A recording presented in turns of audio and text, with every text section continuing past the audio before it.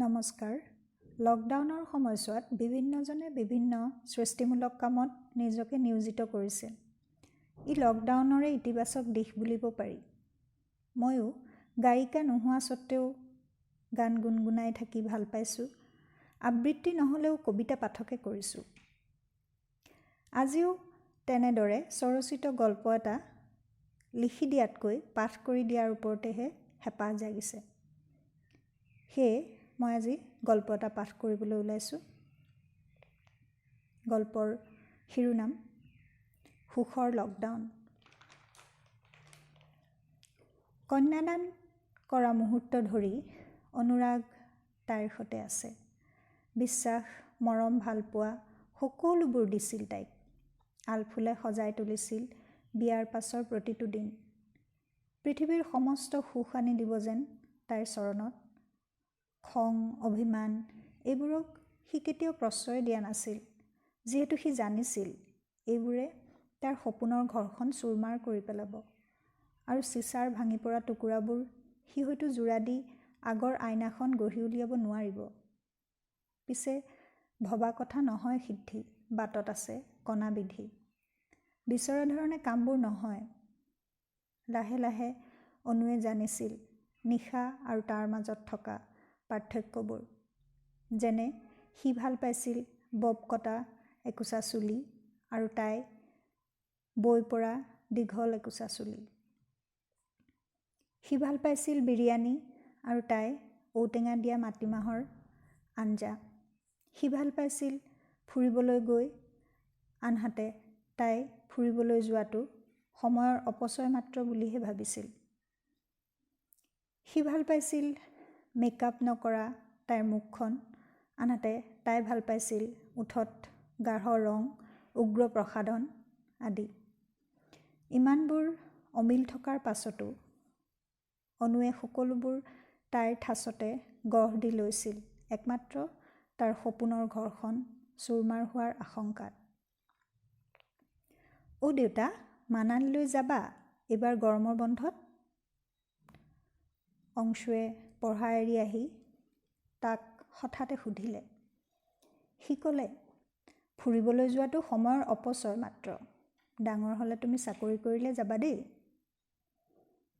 কোমল মনটোৱে প্ৰতিবাদ কৰিব বিচাৰিও নকৰিলে। তাৰ দৰে সিও নিৰ্বিবাদে হয়তো সকলো মানে। তেল কোম্পানীৰ অভিযন্তাৰ চাকৰিৰে 10 বছৰীয়া ল'ৰা পত্নীৰে সৈতে বাহিৰৰ পৃথিৱীখনে দেখা এখন সুন্দৰ সুখৰ সংসাৰ অনুৰাগৰ। কেৰাণী শইকীয়াই বাটত পাই সিদিনা যে কৈছিল, ছাৰ, আপোনাৰ ইমান সুখৰ সংসাৰ, দুয়োৰে বৰ মিল নহয়নে? দুখখিনি সাঁচি থোৱা বাহিৰৰ পৃথিৱীখনে দেখা নাপায়। বিয়াৰ পাছতে আবেগেৰে নিশাক যে কৈছিল, হানিমুনৰ বাবে গোৱালৈ যাওঁ ব'লা। উত্তৰত তাই যে কৈছিল, ধেইত, হানিমুনৰ নামত ইমান সোপা টকা খৰচ কৰিবলৈ মন যায়নে? ঘৰত আছাই দেখোন। তাতকৈ LICত টকাকেইটা সাঁচি থোৱা, বৃদ্ধ বয়সত কামত আহিব। আৰু এই সোপা আমাৰ সংস্কৃতি জানো? গদ্দালিকা প্ৰবাহত উটি যোৱাৰ বাবেই অসমীয়াৰ এই অৱস্থা। তাৰ বুকুখন যেন ভিতৰৰ পৰা কিবা এটাই মুচৰি পেলাইছিল। হুমুনিয়াহ এটা ওলাই আহিছিল অজানিতে। নাৰী ইমান প্ৰেক্টিকেল হ'ব পাৰেনে? বিয়াৰ পাছত পৰিচিত লোকৰ ঘৰত নিমন্ত্ৰণ ৰক্ষা কৰিবলৈ যাওঁতে তাইক যে সি সুধিছিল, তুমি কি ৰঙৰ সাজ পিন্ধিবা আজি? মানে ময়ো মিলাই শ্বাৰ্ট পিন্ধিম। তাই যে কৈছিল, তুমিও যে আৰু কিবা এটা পিন্ধিলেই হ'ল, আৰু আমি মিলাই যে পিন্ধিম, ইউনিফৰ্ম পিন্ধি কুৰাচেই গাবলৈ যাম নে স্কুললৈকে যাম? কথা শুনি সি মৌন হৈছিল খন্তেকতে। এদিন যে সি কৈছিল, নিশা, আহা আজি তোমাক মই সজাই দিম। তাই যে কৈছিল, বৰ নকৰিবা দেই অনু, হাত দুখন নাই জানো মোৰ সাজিবলৈ? পংগু হ'লে এনেও ল'ৰাই বিয়া নাপাতে, আৰু তুমিও মই পংগু হ'লে বিয়া পাতিলাহেঁতেন জানো? মই জানো এইবোৰ সকলো। সমস্ত আবেগ তাৰ ভাঙি চুৰমাৰ হৈ গৈছিল। দিনবোৰ আগুৱাইছিল এনেকৈয়ে। আয়ুষ্মান সিহঁতৰ মাজলৈ অহাৰ স্বৰ্গীয় সুখ সি কেতিয়াও পাহৰিব নোৱাৰে সঁচা, কিন্তু তাৰ পাছত একান্তই প্ৰয়োজনীয়তাৰ খাতিৰত নিশাক সুখ দিয়াৰ প্ৰয়াস কৰিছিল সি। কেতিয়াবা অস্থিৰ হৈ নিজকে প্ৰশ্ন কৰে, কি বিচাৰিছিল বাৰু তাই তাৰ পৰা? বহুত মৰম নে ধনৰ আশ্ৰয়? তাৰ হেঁপাহ মৰমকণ তাই কিয় বেপৰোৱা বুলি তাচ্ছিল্য কৰি আঁতৰি যায়?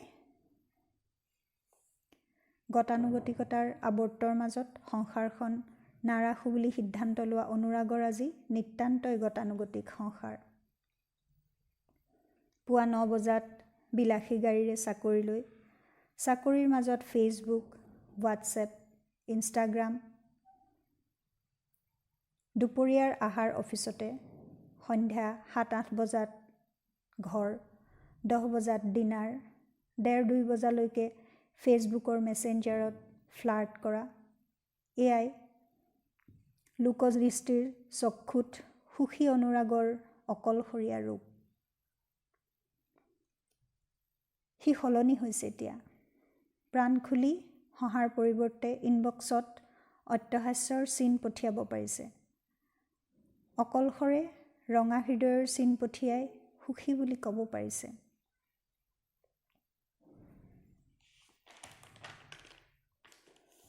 অনু, আজি তুমি ভাল পোৱা চিকেন বিৰিয়ানী বনাইছোঁ, অলপ টেষ্ট কৰি চোৱা না প্লিজ।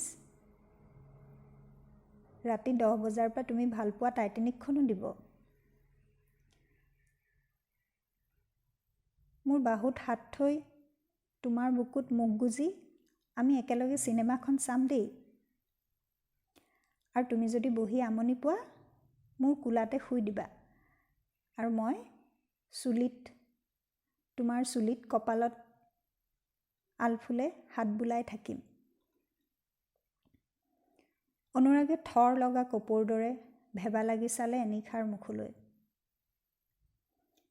এয়া তাইৰ মুখত ফুটি উঠা সৰলতা নে কৃত্ৰিমতা? সেই মুহূৰ্তত মনলৈ তাৰ এটাই মাথোন ভাৱনা আহিল, লকডাউন অনন্তকাললৈ দিয়া হ'লে